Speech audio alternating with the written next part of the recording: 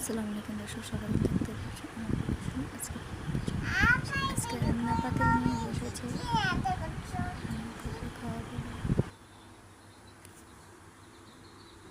কি রান্না করো?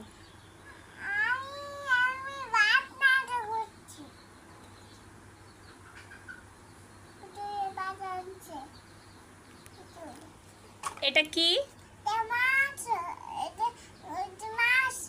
এটা মাছ।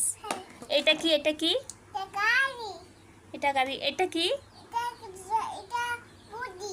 হ্যাঁ, তারপর এটা কি? এটা কি?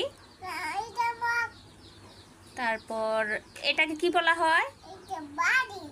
বাটি না তো, কড়াই। এটা কি? এটা পাতিল। এটা কি বলা হয় এটাকে? চামিচ থাকে।